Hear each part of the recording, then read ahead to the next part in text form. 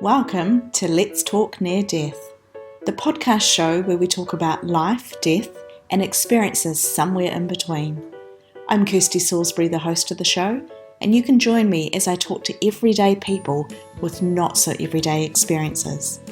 Let's talk near death.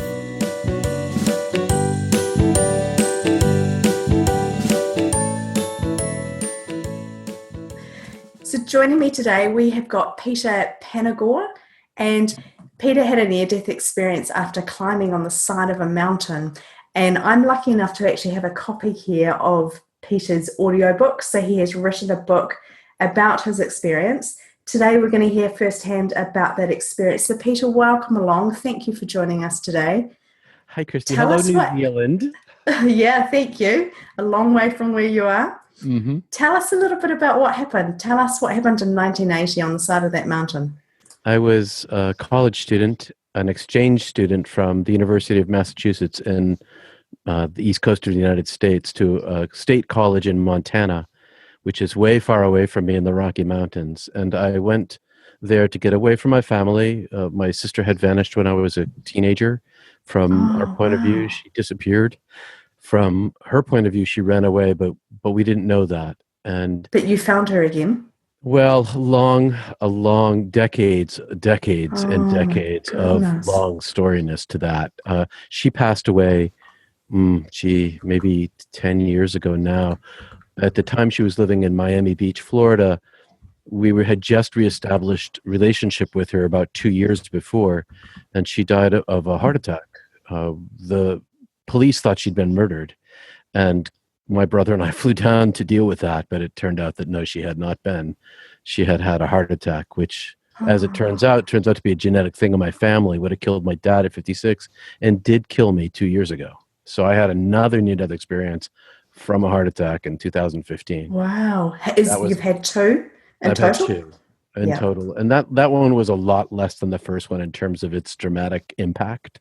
Yeah. So I'm going to swing around back to the first one. I was a college student, 21, living in Montana, away from my family, mountaineering, backpacking, National Ski Patrol, Boy Scout, winter camping kind of guy. Yeah. High adventurer type. And I had an opportunity to go snow caving and ice climbing in Banff National Park, which is in Western Canada in the Canadian Rocky Mountains. And in our winter season of March, there was 10 feet of snow on the ground there. And we went for a total of 10 days. This man named Tim and I had just met at the outing club at our university in Montana. But we checked each other's skill sets out, and we decided that we were compatible and complementary. So what he knew in the mountains, I didn't know, and what I knew, he didn't know. But we also got along. So we went snow caving way out in the wilderness and came back in and did one day of ice climbing. I'd been a rock climber, technical climber, mountaineer, kind of backpacking, as I mentioned, high altitude kind of person, but I'd never gone ice climbing. Mm-hmm. And so I tried to gather all the gear that I needed. And the gear that I needed, I came up short on an ice axe. I had one ice axe and an ice hammer, and that slowed our climb down significantly. I had crampons and boots and a helmet and the gear. It was 1980. We didn't have a lot of high-tech gear in those days. Mm. So our climb was slow as a result, and we reached the top of our climb at a place called Weeping Wall, a world-famous ice climb. Tim was a technical rock and ice certified lead climber. So I was in good hands, but our climb was slow because I had lacked equipment, and we got to the top of the climb at sunset, and all the other teams who had been climbing that day were leaving. Temperature dropped about 30 degrees in about 30 minutes. That's a lot. Yeah, it is a lot. That is a lot. This is a very cold and isolated place, and we were high up. And so we were soaked to the skin because ice climbing is kind of a wet sport. And we'd eaten all our food and drunk all our water and didn't have a stove with us or sleeping bags or any warm clothes because it was a day climb. Nobody climbed with that gear. So we were in the norm that way. But we had consumed all our food, consumed all our water, and the sun went down, and we hauled up the rope. Tim hauled it up, and it became a 300-foot knot. It was a 150-foot rope. And then for a couple of hours, I had to untangle it in essentially the dark. There was stars, and so it was, I could see almost in black and white, but it was pretty dark and cold. And we began to shiver immediately, what I call clattering jaw, where your jaw just shakes, and my body was shivering rapidly to keep itself warm. I kept having to take off my gloves to untangle the rope. I started getting frostbite. I still have frostbite on all my digits. Everything that sticks out of me has frostbite. And wow. Yeah, my big toe and my right foot, can't feel that. The block at all. It's I can feel the top of it, but I can't feel the bottom of it. Oh, that's great. Right. Yeah. So anyway, we were shivering, and we pulled up the rope, and we knew we were in serious trouble. And we discussed spending the night where we were, snuggled up against each other, up against the mountain. We didn't even have any matches on us, so couldn't even light the fire. Man. And we were, like I said, we were soaked to the skin because ice is falling down your back and you're sweating. And we had a great climb. It was just very slow. So we decided that we were going to die there if we stayed there. Because we were already in trouble, and the only way we were going to survive, the only heat we had left was to move. But we'd already consumed most of our body's fat. We didn't have, I was 21 years old. I didn't have any fat on me. I was all muscle. And so we roped off, and we made it to the first rappel in the dark. We decided not to talk to each other because every time we spoke, we depleted our physical resources. It was like watching a meter go down every time we talked, which led us that much closer to exhaustion. And so we rappelled off the first rappel, and we made our second mistake. The first one was my mistake. The second mistake was a combined mistake. There was a spruce tree, or like a fir tree, sticking up out of the earth, and you're supposed to take a piece of webbing, which is this nylon tube tied in a square knot, to make a loop. I'm trying to make a loop that goes like that, and you wrap it around the tree, and then you put the rope through that, and then you throw the rope over, so that when you pull the rope, when you're down the bottom, it just slides through. But we decided not to waste the webbing, and instead wrapped the rope around the tree and threw the line over and rappelled, but the rope froze to the tree. And so we were down whatever distance we were down from that. And the rope was frozen solid. And with all of our weight, both of our weights hanging on one side, we couldn't get it free. And the moon had kind of risen by then, like a 3/4 moon. So it was more illuminated. And we could see the highway. The ice fields highway was 70 yards, 100 yards from the base of this cliff. And across from that was a parking area. And behind that was the Saskatchewan River. And this is a really rural place. I live in a rural place now, but this is like maybe a person per square mile kind of ruralness. And there were no cars on the highway. And eventually a vehicle came down the highway, and it pulled into the parking lot, and it flashed its lights. It turned out to be the warden. We had signed into the wilderness log that morning, and I didn't sign out, so he came looking for us. He jumped up and down and waved our arms, and he flashed his lights, and we jumped up and down. So we knew that he knew that we were there, which was helpful to us. And so, but the rope was still stuck, and we had no way to get it free. And by this point, we were losing our cognitive capacities. I mean, the mistake we made above with the rope and the webbing, that was evidence of our losing our ability to think, because that was just exactly stupid. And when we got on this ledge here with the rope frozen above us, it was worse. We were tripping and falling, and our lips were freezing. Our faces were becoming difficult to move our lips to speak because our faces were freezing. And we were stuck, and Tim decided that being the lead person, the only thing that he could do was to reascend back up the rope. So, and you couldn't actually climb up the ice and the rock because it was a bit of an overhang. And so he tied these particular kinds of hitches. He had some extra very thin line that's about 9 millimeters called climbing line. And I think that's what it's called, climbing cord. He tied these hitches like a friction hitch, like when you tie your boat, you tie a mooring hitch, and when you pull on the mooring hitch, it stays tight.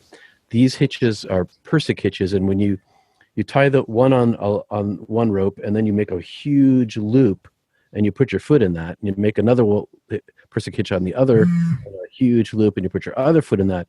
And when you lift your foot, if the main rope is taut, and you lift your foot, you can slide that hitch up. And then when you put your foot down, it locks like at about a 98% friction rate. It's a great hitch to know. I didn't know it. Tim did. I took the main line, I wrapped it around my waist. I tightened up the vertical line as much as I could, and Tim began to reascend with no protection. He was going to go back up however many feet it was. And his movement freed the rope, and he fell down on me 20 feet but the snow is like thigh deep, just below my thigh deep. And he wasn't hurt by that. Oh, okay. Yeah. Could have been. I mean, he yelled falling, and I was kind of on my side with one eye up to him, but the snow was up to, I was lying in the snow. And so I rolled as much as I could and quickly as I could away from him. And he fell half on me and half on the snow, but we had the rope. We lashed ourselves up, and at this point, the ranger left because we only had one traverse to make and one rappel. Two rappel. No, that's not correct. That's not correct. The ranger didn't leave until we got to the bottom of the next rappel. So we traversed over to this other rappel down in this craggy, darky place, kind of out of the moonlight, wrapped around a corner. There was a ledge with lines sticking out of the mountain, and Tim clipped into the left, permanent lines, like pinned into the mountain. So he clipped his harness into that. I clipped my harness into the other one, which was to the right of him, and tied our line to my harness so I wouldn't lose it, took the other end and tossed it off to pull it through. At that point, the ranger left because we were only 150 feet up, and it was an easy descent, but the rope got stuck. And try as I could, I couldn't get the rope free. And so hypothermia got worse. How long were you trying to get that rope free for? By this point, it was probably 2 or 3 in the morning. And what sort of time do you think the ranger had left? He left a couple of hours before dawn, I think. It was really hard for me to tell because my brain wasn't functioning. I know the moon had moved through the sky. I was aware of that. It was super beautiful out. There was 10 billion beautiful stars in the sky of all these colors, and it's so far north that I could see the individual like large stars and small stars and red and green and blue and yellow and white, and it could, because of the moonlight, could see the mountains and the glaciers. But I all I know is that by this point we'd been pushing on all night long, and Tim and I had both developed this unexpected depth of willpower. So we were not only driving each other on, we were driving ourselves with the ever deepening will to survive, sort of reptilian or deeply reptilian desire to stay alive. Not thinking, not speaking, just acting. Yeah. But the rope was stuck, and we discussed me untying it and handing part of it to Tim so he could pull with me, but we didn't have enough line because it was pretty tight when I got around the corner, and our hands were frozen. So at this point, I could hardly hold anything, let alone grip the rope, untie a knot. If I dropped it, we were dead. Yeah. And so, and I knew all this. I was on the National Ski Patrol. I've been on the ski patrol since I was a sophomore in high school, and I was a junior in college. And I'd been working at a mountain, and I think the coldest day was 50 Fahrenheit below zero. which I don't know what that is Wow. Celsius, but it was darn cold. And It's pretty so cold, yeah. it's pretty cold, you know, and I'd go out and I'd pull people off the mountain with frostbite and frostnip and go into the lodge. And so that particular section of the winter, we had a lot of talk about frostbite and hypothermia. So it was fresh in my head. By this point, I got hot, which is on the next stage. And even though I knew better, I unzipped my coat. Tim and I talked about that, but you know, we were going to die. I was pretty sure at that point it was over. The rope was stuck. I was out of strength. It was beautiful. I became peaceful on my insides. I started thinking about my parents and regretting that they were going to lose another child, my siblings, and a little bit about God. I had been a person of faith, but never was really. I was a good backslider, let's say.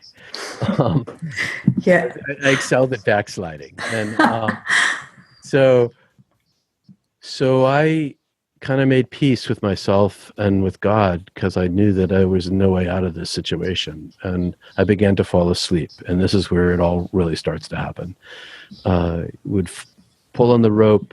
I'd feel myself exhausted and fall asleep. I'd collapse onto and off of this little ledge that might have been 3.5 feet wide, 2.5 feet wide, maybe. Wow, that's tiny. It was tiny, and our faces were up against the rock. By this point, we were off the ice and on rock. You know, there's ice beside us and ice below us, but where we were was rock. And so we had the click, click, click, click, click of our crampons on the rock. And when I'd fall asleep, I'd collapse, I'd smack into the rock, I'd wake up, I'd pull myself back up, repeat the process. I don't know how many times.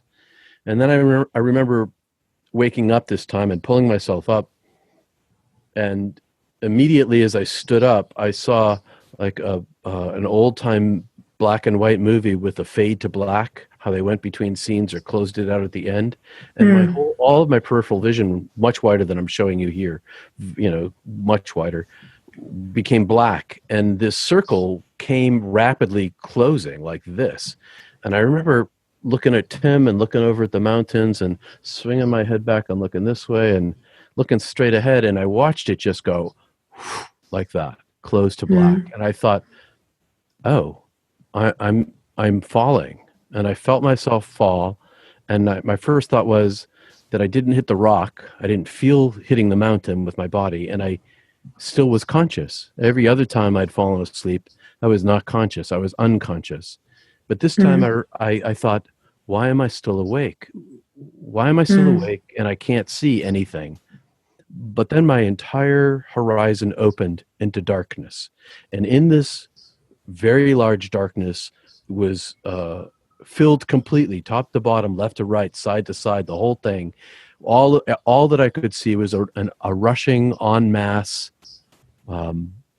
mass of cloud, fog, amorphous substance that came at me at, I don't want to say light speed, but pretty damn fast from very far away. And it filled my whole horizon, and it communicated to me telepathically, without language, I'm taking you. And I thought to myself, oh, no, you're not. I don't know what you are. I don't know what this is, but I'm resisting. And so what sort of feelings were you having there? Were you afraid? I was afraid. It wasn't a nice place. No, I wasn't panicked, but because I'm a pretty level-headed guy, I tend not to freak out. But my emotions were, what the hell is this? This thing wants to take me. I don't know what it is. I'm not going to let it. I want to stay where I am. And I was completely bewildered, and fear for sure, but not enough that I didn't have my capacity to think how to defend myself. And my defense was my willpower. And I don't know why I thought of that, but it was all that I had. So I took all my willpower and I put up like a shield of strength, kind of a gripping to myself and a wall. And this, which I now think of as the angel of death, just took me like plucking a flower out of the earth. Pop. And I was gone. I had no defense. at all against it. It was completely an illusion on my part that I could have even possibly prevented it. I had no choice. Mm-hmm. And the next thing I knew, I was, I tell this in a sequence of events, but didn't really happen in a sequence of events because there was no time. There was timelessness all around me, and I was bodiless, amorphous mass of like a ball of consciousness. I could see in every direction at once, as if as if I were one eyeball, or I was 10,000 eyeballs. I could see not just around me in a circle, but 360 like a sphere. And Wow. and it was in a greater darkness. And the greater darkness was infinite. And I couldn't see the end of it, but it wasn't darkness like the black of night where you can't see. It was darkness that was illuminated because I could see. So it was these two things that were contradictory, darkness and light simultaneously. And I knew that I could think faster and more powerfully than I'd ever been able to think before. And I wasn't thinking in language. I was thinking in, I don't even know how to describe it, in wordless thought, which is crazy because we can't think in wordless thought. We human beings, when we think in wordless thought, we're acting, we're sailing, or walking, but we're trying to communicate. When we're trying to process information, generally we're using the symbols of words. But I didn't have any of those. I didn't need any of those. My brain wasn't in the way of my thinking. And I wondered where I was, but I was not afraid. I was bewildered and wonderment, but I wasn't afraid at all. And then there was this gigantic portal or door that opened, and if I had a front in front of me. And I could see in through this translucent and transparent shimmer that was flowing, that there was a huge, long, arcing, almost infinite dark space tunnel that led into darkness. And I knew that I could go that way. And so I touched this translucent, transparent surface with my being. And when I did that, it was living. It was alive. I can't even tell you how, it was like the life force energy made it exist. And that was palpable to me. And it entered into me. And as it entered into me, I heard my name called from way, way down deep inside of me. But it wasn't Peter, which is what I'm called here. And I know it's going to sound crazy, but what I'm called here in this world, in this body, but that's not my name. My name is... Sorry, your name is? I don't know. I can't pronounce it. I can't say it. How did you know that was your name, though, as opposed to a word? Because I knew that I was known in the calling of my name, and I saw the origin of my being. I saw the moment of my creation, an everlasting time ago, not eternal, but pretty darn close to that. And that this life that I was living and this existence that I had just left was like a level of existence, but the totality of myself went way, way, way, way, way, way, way before that.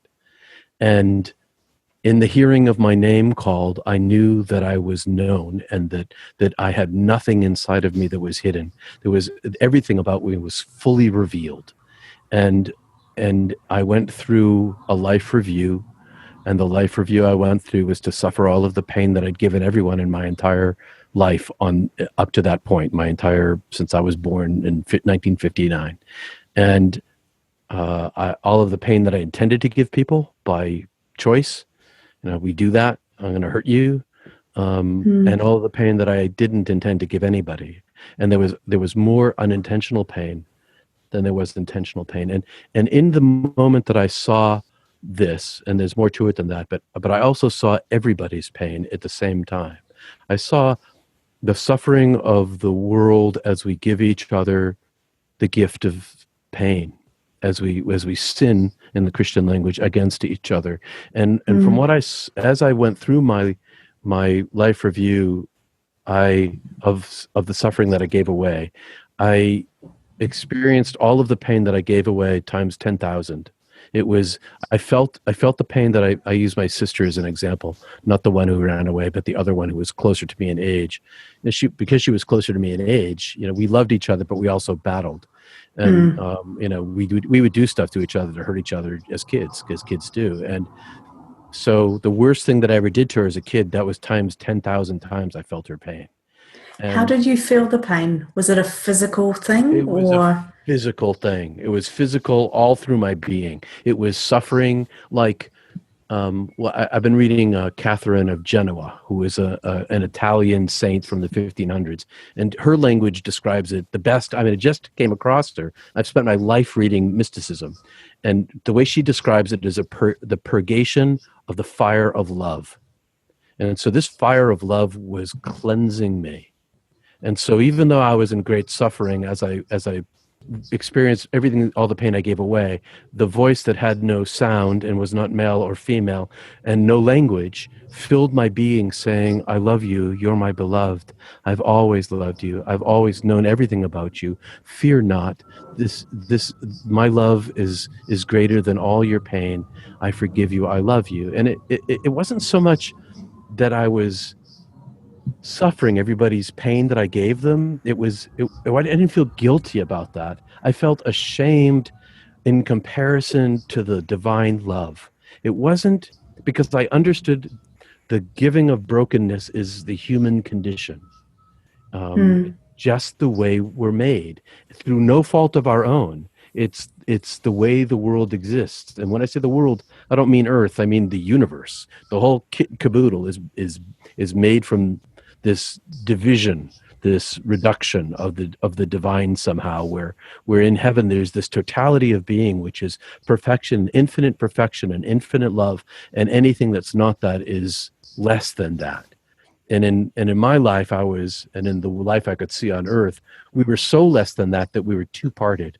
We had all this divine love that we gave away, because I also knew that I brought with me all the love that I had given away and all the love that I had gathered from other people, but I also brought with me all the pain that I gave away. But this voice of the divine kept saying, I love you, I forgive you, I forgive you, I love you. And through nothing I did to deserve it, except for maybe being contrite and being remorseful and feeling shame, in comparison to the divine light, not because I caused these problems, but because the light was so loving and so eternal that anything in comparison was immaterial. And the voice, I love you, I forgive you, you're my beloved. And then when all of that was over, I was infilled to overflowing with this combination of these things on earth we separate: truth, joy, beauty, love, compassion, knowledge. They're all separate things. We discuss them as different ideas, but when I was dead, they were all one thing. They were oneness. And that oneness of love and beauty and truth and knowledge was overflowing paradise and bliss inside me. And a complete contentment beyond explanation. And at times a million. The most beautiful thing, the most amount of love, the most joy, any of the most of any of those positive things I've ever experienced since or before, nothing.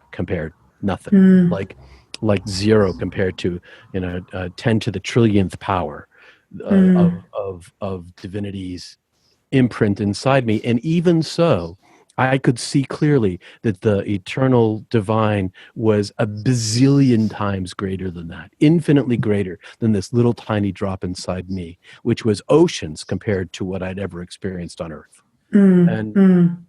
And I was in the presence of the divine, still in this greater illuminated darkness, in a place of timelessness where there were no things, a total thinglessness. And I said to the voice that I couldn't see, but I knew instantaneously from the moment my name was called that I was utterly and absolutely in the presence of the divine, without a doubt. It was self-evident. And I said, with my thoughts, no language, inside myself, am I dead? And the voice said inside of me, yes, you're dead. And I was just about to ask you that, whether you knew that you were dead, because you talked about having a life review. Can you explain a little bit, like, what happened? What was that like? What happened there? How did you see it? I saw it like a movie, but the movie was in me, and I was the movie. So it wasn't like I watched my sister suffer outside of me. I became my sister's suffering. Yeah. I was what I gave away, and it was massively magnified. It was super painful, but it wasn't painful only, as I tried to explain, it wasn't painful only because of the pain that I gave them. It was painful because of the comparison to the divine light. It wasn't, so I wasn't judging my actions as being wrong or hurtful. I was seeing them in comparison to perfection of beauty, to purity of love.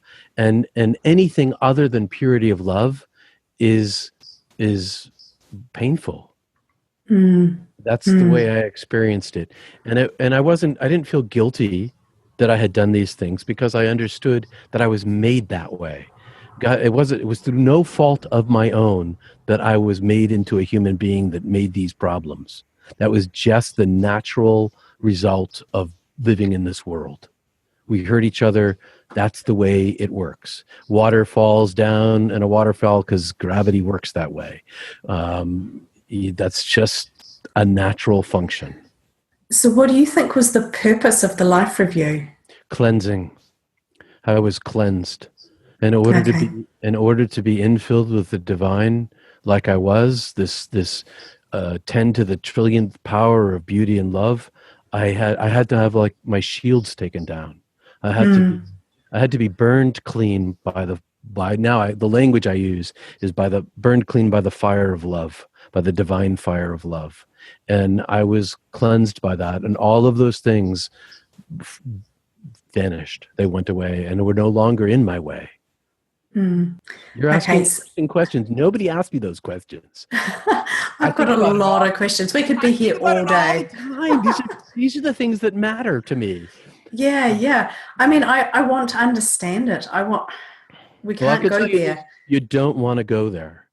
I wouldn't wish a near-death experience on anybody. It's not.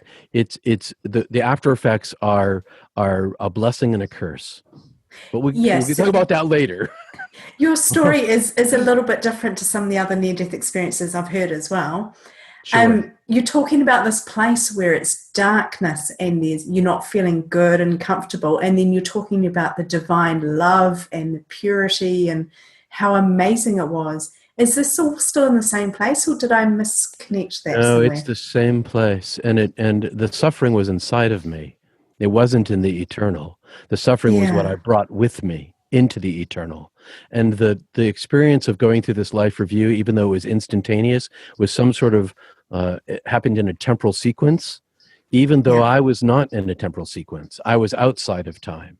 And but once that was cleansed from inside of me, I was in this place of non-being.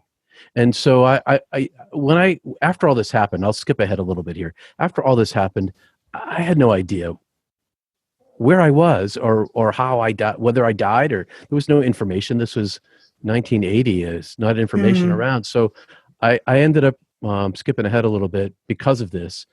I ended up going to Divinity School at Yale University and getting a master's degree in this history of mysticism, because I'd been exposed to the study of mysticism, East and West, as an undergrad, and I understood that there might be other people in the history of the world like me. And so I began my research into contemplation and the reading first works by famous mystics from, like, the 1500s and the 1400s and the 700s, in order to see whether their experience of the divine and what the Christians call the unitive experience was similar to mine. And I found that it was. And that and that many of them went to this place of non-being, which is a place of non-physicality, where the contact to God was unitive. It was not separative. It was those things that that essence that I described, the joy, peace, love, beauty, truth, knowledge mashup of oneness, was in essence the oneness of the divine, but reduced to a capacity where it could be held inside me without destroying me. I could hold only so much of it. And I didn't know it at the time. At the time, I just knew that I was beloved and forgiven, and in a state of bliss I can't even express. Did you have any expectation that you would come back again, that you weren't finished here on earth? No, I didn't, but I did question. And I said, am I dead? Yeah. And the voice said, yes, you're dead. I said, well, I can't go. Oh, and the voice said, I want you to stay. Stay, come home. And I said, well, I haven't gone through the tunnel yet. And the voice said, no, you haven't. I said, well, I can't stay because my parents are suffering. And God swept me over and showed me all. When I say swept me over, I mean like in the blink of an eye. It's okay. I was suddenly I could suddenly see all of Earth all at once, the physical Earth with every human being upon it all at once. I couldn't just see like one side of it. I could see the whole sphere of it, and every person. And every person was covered with like a sheen, like a veil, like a preventer, a thing they couldn't see through. And the voice of the beloved said to me, in the way that I love you now know that I have always loved you. And I can't explain to you, Christy, the depth of love that I experienced wasn't temporally contained. It was eternal. I'd always been beloved. From the moment that my name was called into being, I was beloved. And I was beloved in this moment of being in the presence of the divine, looking at all of Earth in a way that is the greatest moment of love in your life. Is a drop in the cosmos in comparison. And not just the ocean, but like in the totality of the existence of the universe, a molecule compared to the size of the cosmos. And the voice says, in the way that I loved you now, you know that I've always loved you. And because of my love, you know that you are well and have been well and will be well eternally. Me. I knew that I had always been well, no matter what had happened to me, no matter the suffering that I gave to anybody, no matter the suffering that was put upon me, no matter anything. When you say well, because we often think of wellness as a health perspective, you're talking greater than that, aren't you? Much greater. My soul was impenetrable to suffering. My soul was always in a state of wholeness and holiness, even though I didn't know it when I was on earth. And it still is now. I just can't experience it in the way that I did there, except that my inner eye is always turned back to it. Or rather, my eye from the other side is always seeing this side. And so part of me always knows that I'm beloved, even though here can suck sometimes. So I said, so I could see everybody, and God said, in the way that I love you now, I've always loved you, and I love every single human being in that way, eternally, forever, only they don't know it because they can't see it because they're on the earth and they've got this veil that they can't see through. But when they die, all will be well for them as well, and for your parents, because my love is eternal and unending and all-fulfilling. And so I then saw my parents' faces like I'm looking at you. And I saw them side by side, separate and above all of the earth. And I saw them in the sort of the moment of their life that I was perceiving. And I could see not just their faces, but I could see their interior suffering and their interior pain. And I could also see other people's pain too. It wasn't like it was just my parents. I could see the suffering of the earth because of the blindness that they were experienced as human beings that I wasn't experiencing. I had no blindness. I couldn't see the totality of the divine being because the eternal infinite was eternal and infinite, and I was finitely made. So I could only contain so much, but what I could contain was so much more than what is available on earth by eons. And so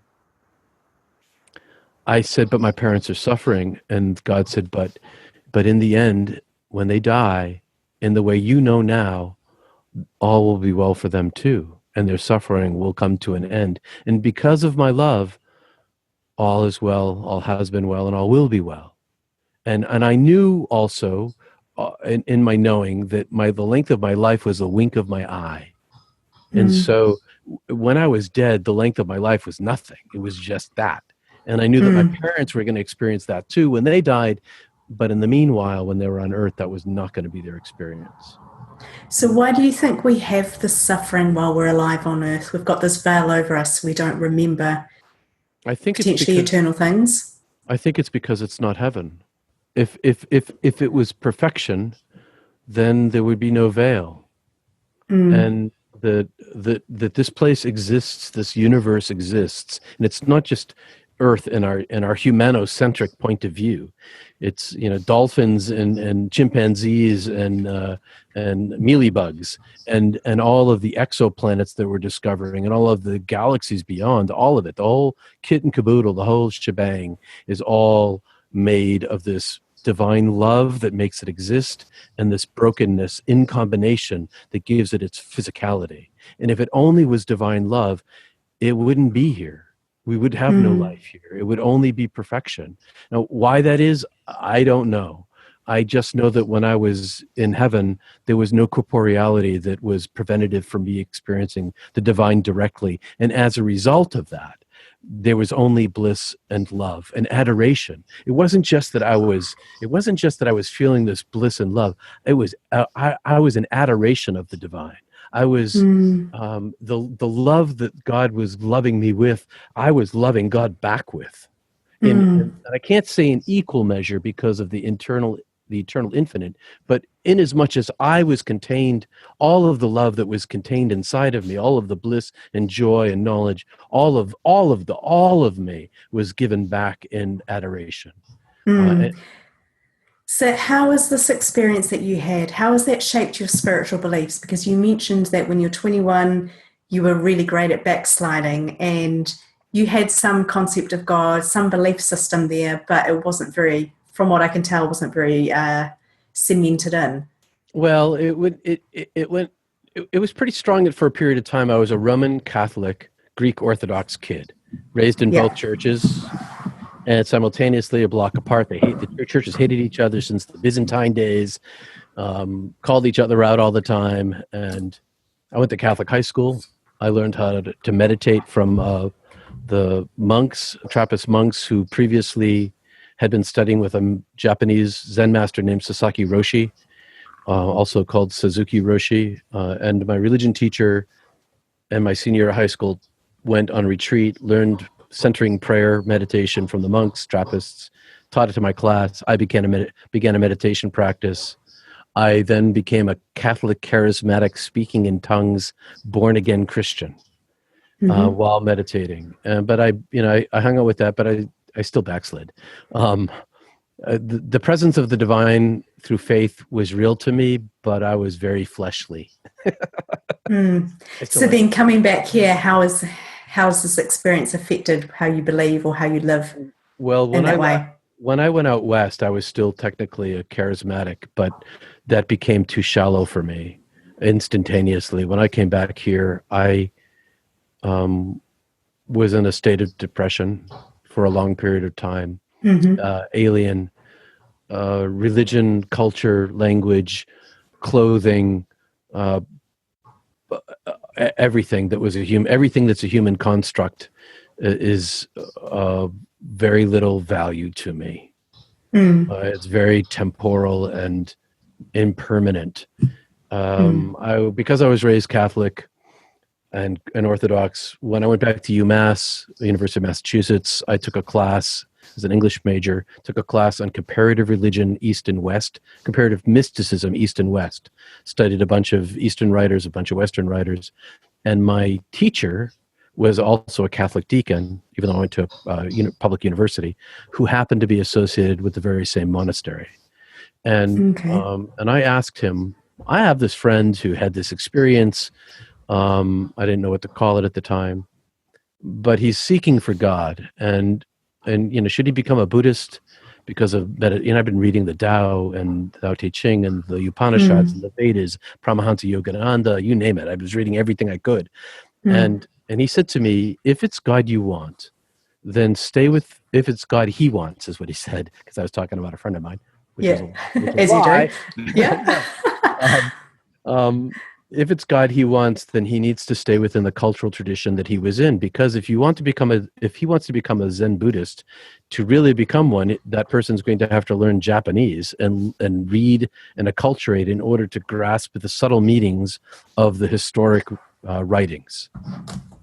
So, and because God is present in all religions, said this Catholic deacon, in a mystical sense, because the divine mystical experience is global. It's not just Catholics and Zen Buddhists. It's Jainists and Zoroastrians and Sikhs well, anyway, everybody's got a mystical tradition and their greater tradition. And that's where the divine is found, he said. And if that's what you're seeking, if that's what your friend is seeking, then stay within your religion. So even though I'm not a person of faith, so here's the thing. My faith and my belief was removed when I died. I came back. I am not, and it's really hard for people to understand. I am not a person of faith. I do not believe in God. I have no doubt at all. I never doubt in the existence of God. For me, God is as real as my glasses, more real. My glasses are temporary. This other thing, the divine, is the reality of realities. It's the truth of all being, and that knowledge or of being known has never left me. I always know that I am always known. I always know that I'm beloved, even when life is terrible, and it can be. And even when it's great, it doesn't change this consistent and pervasive knowing that I'm known. So religion became a tool of concept for me. So I went to Yale. I went to Yale to study language and concept of mystical practice, writings, contemplation practices, and effects, in order to create a tool set for thinking, because language, words are essentially signs and symbols of concepts that can't be, that are relate to each other as symbols. Words really have no context outside of the language that they're structured in. So the whole thing is kind of this artificial overlay on our thinking.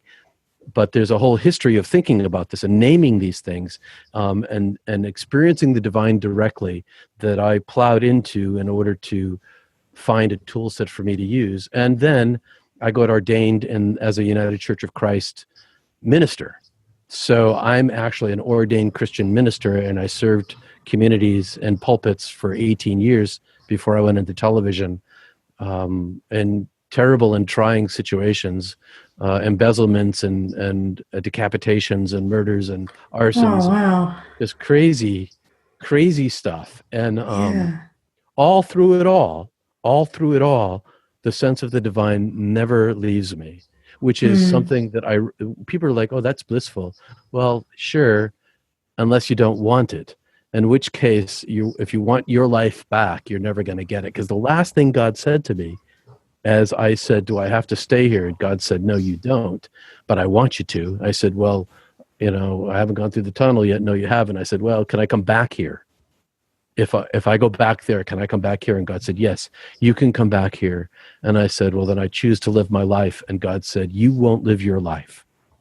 And the next thing I knew, I was compressed and crushed and shrunk and smushed inside this little tiny physical thing, this biological mechanism that I had no idea what it was or how it functioned or what thinking was or what moving was or what cells were or breathing was or anything. I was completely in an alien world inside this containment, and my consciousness was confused, and I swam up to getting my brain working again, and I heard this screaming sound, which I couldn't process for what it was, and I was lifted up a little bit, and I kind of climbed up after some undeterminative period of time of dangling, regaining consciousness, It could have been a minute, but it might have been 10 minutes for all I know.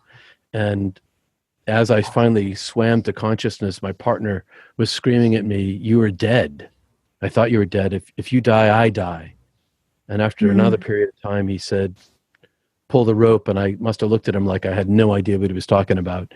And he indicated the rope and pulling, and I pulled the rope and it came free. And we descended in, treated by first aid, our hypothermia. And so from that point on to today, I live a sort of a non-attached life where religion is a necessary tool set. I mean, everybody knows that religions have been fighting each other and killing each other over where they go when they die for centuries. I'm going to kill you because you believe in this. I'm going to kill you because you believe in that. Well, there's really terrible things in religion, but there's also contained within all of the religions great writings of peace and beauty and unity of the experience of the divine that are secondary books kind of kept aside by the traditions for lots of different reasons. But those books describe the direct experience of the divine. And by using those books, was able to train myself and my meditative practices and my yoga practice to drive myself internally to try to open my inner door and keep opening my inner door again and again and again over now close to 40 years on almost everyday practice, so that I could function in this place, so that I could have more like 2 feet on this ground that I'm while I'm in this world. Was it a hard decision for you to make to come back? You seem to say that it was quite easy and that you just decided I want to say whimsically, but that's probably not the right word. No, it was because of love. It was because of the knowledge of my parents' suffering. Okay. And so I came back because I knew that I could go back there, and because I knew what that bliss was, and because I knew the length of my life was the wink of my eye, I thought that I could endure here until I returned there. But on the other side of that, from that day forward, I prayed for my own death because I thought I made a mistake. Really? Yeah. And so wow. I've been praying for my own death until pretty much 2015, when I had this heart attack and died in the ambulance, because I live rurally like you do. It's an hour and a half to the cath lab, the catheterization lab at our hospital. And I died on the way. And on the way down, I didn't take any morphine or opiates to quell the pain because they make me sick. So one of the benefits of a long life of meditation is that one can, while in meditation, separate oneself from one's pain. If the pain is not to the point of scrambling the brain to make it impossible to process information, short of that level, one can focus the mind on the pain, and while the pain still hurts, separate oneself from it enough to endure. And so that's what I was doing in the ambulance on the ride down with my heart attack. I had 100% blockage in my what they call the widowmaker. And on the way I died, and death came, the angel of death came and filled my horizon again. And this time... Are you talking about that same dark space, or you literally saw... I literally saw... dark angel come? Yeah, more like a gray angel. But yeah, I mean, color, shape, form, none of those things are applicable. Yeah. But it came with intent, but I recognized right away what it was.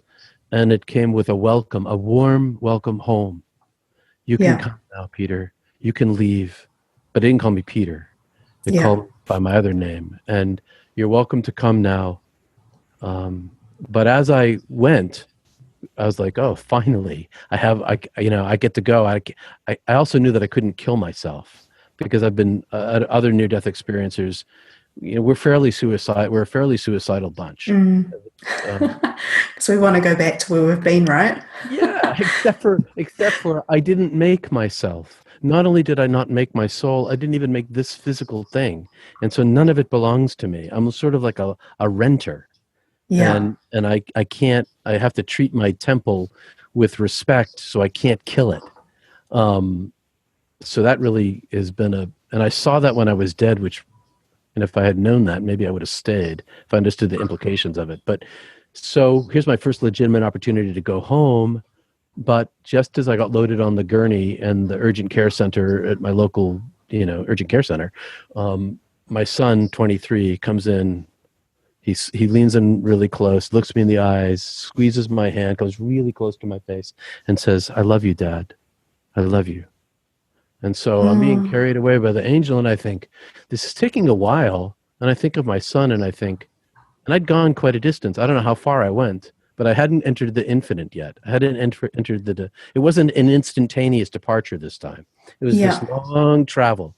And I thought, well, wait a second. I'm still attached to my body a little bit. I can feel it. I'm going to think about this. So I switched my meditation eye away from the angel of death back into my body, and I started thinking about my son who needs me, and I started thinking about my daughter who had married her childhood sweetheart who went off to war in Afghanistan and was completely and utterly broken and destroyed in a bad, terrible way, like all of his friends, and lived a terrible life after, causing my daughter to live a terrible life. And she left him with a baby. And she's basically homeless and has to move in with us. And if I die now, we don't own our house. We own our house with the bank. Yeah. What's going to happen to my daughter and the granddaughter? So I looked back up at death again, and death came rushing back down to me in a welcome again. And I just turned my eye away, and I stayed because of love. I stayed because I thought my kids could use me, even if they, even if they don't talk to me for 30 days at a time. Except for my daughter and granddaughter who live in the house. If I don't see my son who happens to live nearby for 10 or 20 days, it's cool because he's living his life, which is what we want them to do. Yeah, and you're there helping them. You're part of that life. And I'm there when they need me. And exactly. A lot of childcare, raising my granddaughter and. Because they live with us, and so here I am, still chugging along in this life. And the irony is, all my friends, my ironic friends, the day after I had my heart attack, my book was released. Oh wow! Isn't that funny? That is ironic, yeah. Right, totally. Because it's the day after I died the second time, and so So there's a second book coming, or we're just leaving it there? That is my second book. That is. You've written a second book. I have another book before that, and I've got another one coming, but right now it's in delay because of my granddaughter. Because I, have so much mental space, I still got to work and. Exactly. Yeah. So, how do you feel about life now? You've had these two experiences. You said that you were almost willing to die, praying to die. Are you still in that space? I'm a little less praying for it, a little more hoping for it. Yeah. Third time lucky, maybe. Yeah, except for, that's maybe each time I made the choice. Well, that's it, isn't it? It's amazing that you've had the choice. A lot of people don't get that. Yeah. Well, ultimately, nobody gets it. Ultimately, everybody goes. Ultimately, yeah. Did you come away with any kind of message or knowledge about anything, or anything that you didn't know beforehand about how we as humans should function together, live together, maybe the purpose of life, any of kind of these deeper questions? Yes, for sure. Tell us about that. From the moment I came back, I felt I was compelled to speak about the utter divine love that's greater than all human suffering, and that every single person is beloved, and that all is well, has been well, will be well. But because of my confusion, depression, isolation, alien feeling, and the lack of any sort of understanding of how to talk about it, and ultimately a fear of being seen as a non-rational, unemployable fruitcake, I kept it a secret. And so I didn't come out until about 14 years ago or so, maybe 15 years ago. So I spent most of my career talking about divine love from the pulpit and living it in my teaching and my work in the community as a sort of a helping ombudsman for community well-being, way beyond the doors of the church. And yeah, so the message is really simple. It's been roaring up inside of me like a lion since day one. And that's that every single human being is beloved of God, and that all we have to do is turn our hearts toward God, if only simply by loving each other. You don't even have to be a believer. I mean, belief opens the door, but plenty of my atheist friends love people, and they are loved by people. And love is the operative tool here. It's the only thing that is eternal. All the rest of this stuff, it's not eternal. Love is an endless flow and supply, if only we tap into it. That's a very simple message. Yeah. Do you know, it's amazing to hear this again and again. It always comes back to love. It's like a common thread through everybody that I talk to who's had the NDE experience. And quite a lot of people have had more than one as well. And they keep just saying it's the love. It's the living here in harmony and just trying to be our best, but just spreading the love. It's been amazing. Yeah. Well, despite all the variations in the divine and the experience, which may have something to do with the person that had died, and I don't understand why there's so much variety in experience, but the one thing that is consistent globally, doesn't matter who you are or what you believed before, it's this love. Exactly.